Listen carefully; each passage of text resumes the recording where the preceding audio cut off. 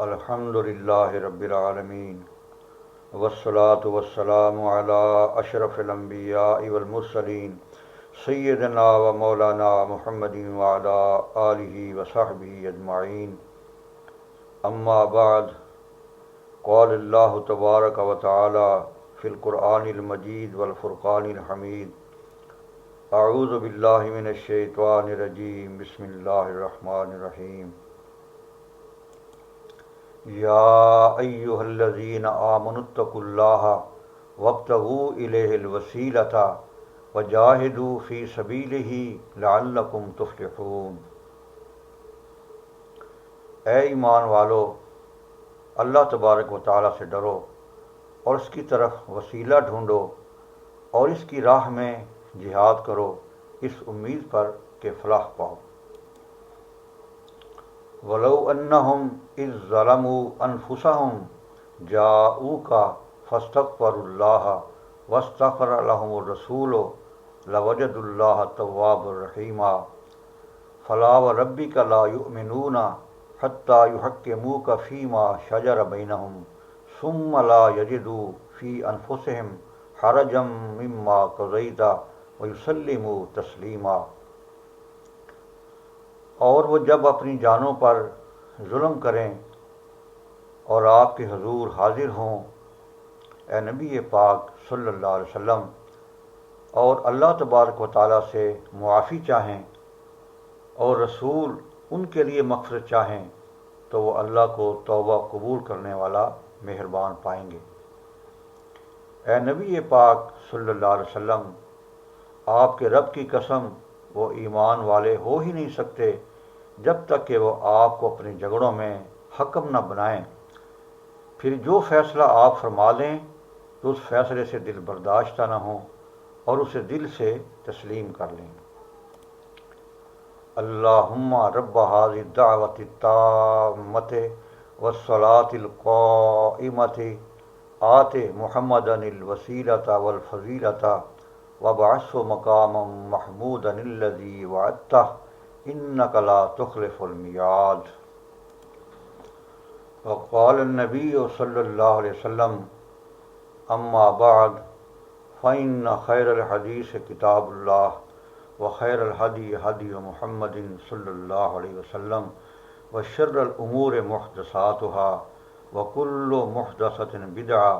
وفی روایۃ کل بدعۃ فی النار۔ صدق اللہ العظیم وصدق رسولہ النبی الکریم ونحن علی ذلک لمن الشاہدین والشاکرین والحمد للہ رب العالمین۔ بزرگوں، دوستوں، بھائیوں، السلام علیکم ورحمۃ اللہ۔ آج کا بیان وسیلہ کے بارے میں ہے۔ وسیلہ اختیار کرنے کا بنیادی مقصد یہ ہے کہ اگر کوئی شخص اللہ تبارک و تعالیٰ سے کچھ مانگنا چاہتا ہے، مثلا اپنی مغفرت کی دعا، کسی مشکل کے حل ہونے یا کسی بلا و سختی ٹل جانے کی دعا یا رزق میں برکت پڑ جانے کی دعا وغیرہ، تو اس قسم کی دعائیں اللہ تبارک و تعالیٰ سے براہ راست بھی مانگی جا سکتی ہیں کہ وہ ہر وقت اور ہر جگہ اپنے بندوں کی دعا کو سنتا اور اس کا جواب دیتا ہے، اور اس کا فرمان ہے کہ ادعونی استجب لکم، کہ مجھ سے دعا کرو میں قبول کروں گا۔ ہاں، اگر بندہ یہ سمجھتا ہے کہ میں گناہ گار ہوں، خطا کار ہوں، اگر میں اپنی دعا میں کسی ایسے نیک بندے کا وسیلہ اللہ تبارک و تعالیٰ کی بارگاہ میں پیش کروں جو اس کا مقبول بندہ ہے اور اللہ تبارک و تعالیٰ اس سے محبت فرماتے ہیں، تو اہل سنت والجماعت کے نزدیک ایسا کرنا بالاتفاق جائز ہے اور اس میں کوئی کراہت نہیں۔ مثلاً وہ اپنی دعا میں یوں کہے کہ باری تعالیٰ، میں تیرے فلاں برگزیدہ پیغمبر علیہ الصلاۃ والسلام یا تیرے فلاں مقبول بندہ کو تیری بارگاہ میں پیش کرتا ہوں، تو اس کے وسیلہ سے میری فلاں حاجت کو پورا فرما، تو وہ ایسا کر سکتا ہے۔ اس میں قابل ذکر بات یہ ہے کہ مانگنے والے نے اس نیک ہستی سے براہ راست خطاب کر کے نہیں مانگا کہ آپ ہی نے دینا ہے، بلکہ اس نے تو اپنی حاجت کو اللہ تبارک و تعالیٰ سے طلب کیا ہے، اور وسیلہ پیش کرنے سے بھی اس کا یہ عقیدہ ہرگز نہیں کہ اگر میں ان بزرگوں کے وسیلہ سے دعا نہیں کروں گا تو وہ قبول نہ ہوگی، بلکہ اس میں ایک محبت کا تعلق ہے، وہ یہ کہ اللہ تبارک و تعالیٰ کو اپنے اس بندہ سے محبت ہے جس کا وسیلہ پیش کیا جا رہا ہے، اور اسی طرح اس بندہ کو بھی اس بزرگ ہستی سے محبت ہے جسے وہ اللہ تبارک و تعالیٰ کی بارگاہ میں پیش کرنا چاہتا ہے۔ تو اس تعلق کی وجہ سے اس بندہ کو قوی امید ہے کہ اللہ تبارک و تعالیٰ اس کی دعا کو قبول فرمائیں گے۔ ابھی میں نے جو سورہ فاتحہ کی آیات تلاوت کی ہیں، اس میں یہ آیت ہے کہ ایاک نعبد و ایاک نستعین، کہ باری تعالیٰ ہم آپ ہی کی عبادت کرتے ہیں اور آپ ہی سے مدد چاہتے ہیں۔ اس کی تفسیر میں لکھا ہے کہ اللہ تبارک و تعالیٰ کے سوا کسی اور سے مدد مانگنی بالکل ناجائز ہے۔ ہاں، اگر کسی مقبول بندہ کو محض واسطہ رحمت الہی اور غیر مستقل سمجھ کر استعانت ظاہری اس سے کرے تو یہ جائز ہے کہ یہ استعانت یعنی مدد مانگنی در حقیقت حق تعالیٰ سے ہی مدد مانگنا ہے۔ علماء اہل سنت والجماعت کے مطابق اللہ تبارک و تعالیٰ سے وسیلہ کے ذریعہ سے دعا کرنے کے 3 طریقے ہیں۔ پہلا یہ کہ کوئی شخص اپنے نیک اعمال کو بطور وسیلہ اللہ تبارک و تعالیٰ کی جناب میں پیش کر سکتا ہے، اور دوسرا یہ کہ زندہ نیک لوگوں کو بطور وسیلہ پیش کرنا، مثلاً کوئی شخص اس طرح دعا کرے کہ اے باری تعالیٰ اپنے فلاں نیک بندے کے طفیل جس سے تو محبت کرتا ہے میری یہ دعا قبول فرما۔ اور اس کی دلیل یہ ہے کہ حضرت عمر رضی اللہ تعالیٰ عنہ نے قحط کے زمانہ میں حضرت صلی اللہ علیہ وسلم کے چچا حضرت عباس رضی اللہ تعالیٰ عنہ کے وسیلہ سے بارش کی دعا کی تھی، اور یہ حدیث شریف صحیح بخاری میں موجود ہے۔ اور وسیلہ کی تیسری صورت یہ ہے کہ اللہ تبارک و تعالیٰ کے ان نیک بندوں کے توسل سے دعا کی جائے جو کہ فوت ہو چکے ہیں، جیسے انبیاء علیہ الصلاۃ والسلام، صحابہ کرام اور اولیاء الظام وغیرہ ہم۔ مثلاً کوئی شخص اس طرح دعا کرے کہ باری تعالیٰ اپنے فلاں پیارے پیغمبر صلی اللہ علیہ وسلم کے صدقے سے میری یہ دعا قبول فرما، یا یوں کہے کہ باری تعالیٰ میں تجھ سے تیرے فلاں پیغمبر علیہ الصلاۃ والسلام کے وسیلہ سے دعا کرتا ہوں جو کہ تیرا پیارا بندہ ہے۔ اور وسیلہ کی یہ صورت علماء اہل سنت والجماعت بشمول فقہ کے 4 امام ابو حنیفہ، امام شافعی، امام احمد بن حنبل اور امام مالک کے نزدیک متفق علیہ ہے۔ اس کی دلیل یہ ہے کہ حضرت عثمان بن حنیف رضی اللہ تعالیٰ عنہ حضرت صلی اللہ علیہ وسلم سے روایت کرتے ہیں، ایک نابینا شخص حضرت صلی اللہ علیہ وسلم کے پاس آیا اور بینائی لوٹانے کے لیے درخواست کی، تو آپ صلی اللہ علیہ وسلم نے اسے فرمایا کہ 2 رکعت نماز نفل ادا کرو اور اس طرح دعا کرو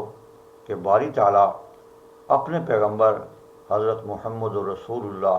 صلی اللہ علیہ وسلم کے وسیلہ سے مجھے بینا کر دے، تو اس کی بینائی لوٹ آئی۔ یہ حدیث شریف ترمذی میں موجود ہے، اور المعجم کبیر طبرانی میں یہ حدیث موجود ہے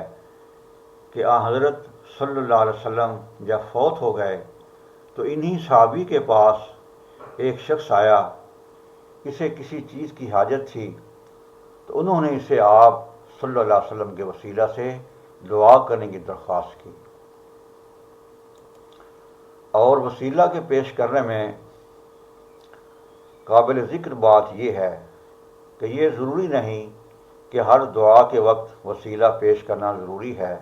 ورنہ دعا قبول نہ ہوگی، بلکہ دعا کا قبول کرنا اللہ تبارک و تعالیٰ کی مشیت پر، یعنی اس کے چاہنے پر منحصر ہے کہ وہ جس دعا کو چاہے قبول کر لے اور جسے چاہے رد فرما لے۔ مگر چونکہ اس نے خود ہی قرآن پاک میں فرمایا ہے کہ مجھ سے دعا کرو میں قبول کروں گا، اس لیے بہر صورت دعا کی قبولیت کی امید رکھنی چاہیے۔ اور جہاں تک کسی مومن مسلمان کے اپنے نیک اعمال کو بطور وسیلہ پیش کرنے کا تعلق ہے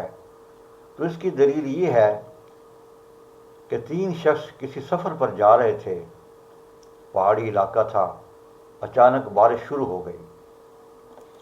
یہ حدیث جو میں ابھی پیش کر رہا ہوں یہ بخاری شریف میں موجود ہے۔ جب بارش شروع ہو گئی تو انہوں نے بارش سے بچنے کے لیے ایک غار میں پناہ لے لی۔ اسی دوران ایک بھاری پتھر پہاڑ سے گرا اور اس نے غار کا منہ بند کر دیا اور وہ تینوں اندر قید ہو گئے۔ انہوں نے اس مصیبت سے بچنے کے لیے باہم یہ فیصلہ کیا کہ ہر شخص اپنے نیک اعمال کو جو اس نے اپنی گزشتہ زندگی میں کیے ہیں انہیں یاد کرے اور انہیں بطور وسیلہ پیش کر کے اللہ تبارک و تعالیٰ سے یہ دعا کرے کہ وہ ان کی وجہ سے، ان نیک اعمال کی وجہ سے جو انہوں نے محض اللہ تبارک و تعالیٰ کی رضا کے لیے کیے ہیں، انہیں اس مصیبت سے نجات دے۔ تو ایک شخص نے اپنا واقعہ سنانا شروع کیا۔ اس نے کہا کہ میں باری تعالیٰ میں بکریاں چرایا کرتا تھا۔ جب میں شام کو گھر واپس آتا اور دودھ دوہتا تو سب سے پہلے اسے اپنے والدین کو پیش کرتا اور بعد میں اپنے بچوں کو دیتا۔ ایک روز مجھے واپسی میں دیر ہو گئی اور جب میں بکریوں کا دودھ دوہ کر اپنے والدین کے پاس گیا تو وہ سو چکے تھے۔ میں دودھ کا پیالہ لیے ان کے سرہانے کھڑا رہا کہ مبادا وہ جاگیں اور دودھ کو نہ پائیں تو پریشان ہوں۔ کافی دیر کے بعد وہ جاگے تو میں نے انہیں دودھ پیش کیا اور پھر اپنے بچوں کو دیا۔ یہ واقعہ بیان کرنے کے بعد اس شخص نے اللہ تبارک و تعالیٰ سے دعا کی کہ باری تعالیٰ، اگر میرا یہ فعل خالص تیری رضا کے لیے تھا تو ہم سے یہ مصیبت دور فرما دیجیے۔ کہتے ہیں کہ اس کے نتیجہ سے وہ پتھر اپنی جگہ سے تھوڑا سا سرک گیا۔ اب دوسرے شخص نے اپنا واقعہ بیان کیا۔ اس نے کہا کہ میری کریانے کی دکان تھی اور میری چچا زاد بہن جو کہ نہایت غریب تھی، نوجوان تھی، میرے پاس گھر کا سودا سلف لینے کے لیے آئی، تو میں نے اسے سودا دینے کے لیے اس کے سامنے ایک شرط رکھی کہ وہ میری خواہش کو پورا کرنے کا وعدہ کرے تو میں اسے سودا دوں گا۔ اس نے نہ چاہتے ہوئے میری شرط کو قبول کر لیا۔ جب میں اس کے قریب ہوا تو اس نے کہا خدا سے ڈرو اور میری عزت کو خراب نہ کرو۔ یہ سن کر میں پیچھے ہٹ گیا اور برے ارادہ سے باز آ گیا۔ پھر اس نے دعا کی کہ باری تعالیٰ، اگر میرا یہ عمل خالص تیری رضا کے لیے تھا تو ہم سے اس مصیبت کو دور فرما دیجیے۔ اس دعا کے نتیجہ میں وہ پتھر تھوڑا سا اور سرک گیا مگر ابھی وہ باہر نہیں آ سکتے تھے۔ پھر تیسرے شخص نے اپنا واقعہ بیان کیا۔ اس نے کہا کہ میں بکریاں چرایا کرتا تھا۔ ایک دن ایک شخص میرے پاس آیا اور مجھے کچھ رقم کاروبار میں شراکت کے لیے دی۔ میں نے اس کی رقم کی بکریاں خرید کر اپنے ریوڑ میں شامل کر لی۔ کافی عرصہ کے بعد وہ آیا اور مجھ سے اپنی اصل رقم اور جو کچھ منافع ہوا اس کا مطالبہ کیا۔ تو میں نے اس سے کہا کہ وہ بکریوں کا ریوڑ کھڑا ہے، لے جاؤ۔ اس نے کہا مجھ سے مذاق نہ کرو، یہ سارا ریوڑ بھلا میرا کیسے ہو سکتا ہے؟ تو میں نے اس سے کہا کہ میں تمہارے ساتھ مذاق نہیں کر رہا، بلکہ یہ سارا بکریوں کا ریوڑ در حقیقت تمہارا ہی ہے، اس لیے کہ میں نے تمہاری رقم سے مال خریدا اور وہ بڑھتے بڑھتے ریوڑ بن گیا، لہٰذا وہ بکری لے کر چلا گیا اور بہت خوش ہوا۔ یہ واقعہ بیان کرنے کے بعد اس نے دعا کی کہ اے باری تعالیٰ، اگر میرا یہ عمل خالص آپ کی رضا کے لیے تھا تو ہم سے ہماری یہ مصیبت دور فرما دیجیے۔ تو اس دعا کے نتیجہ سے پتھر اپنی جگہ سے پوری طرح سرک گیا اور وہ تینوں باہر آ گئے۔ یہ ان تین شخصوں کے جو واقعات ہیں اس بات کا ثبوت ہیں کہ کوئی مومن شخص اپنے نیک اعمال کو اللہ تبارک و تعالیٰ کی بارگاہ میں بطور وسیلہ پیش کر کے اپنے لیے دعا کر سکتا ہے اور اس دعا کی قبولیت کی امید بھی کر سکتا ہے۔ اللہ تبارک و تعالیٰ سے دعا ہے کہ وہ مجھے اور آپ کو اچھے اعمال کرنے کی توفیق عطا فرمائے، خاتمہ ایمان پر فرمائے، اللہ تبارک و تعالیٰ کے تمام احکامات پر عمل کرنے اور نبی پاک صلی اللہ علیہ وسلم کے اسوہ حسنہ پر چلنے کی توفیق عطا فرمائے۔ وما علینا الا البلاغ المبین۔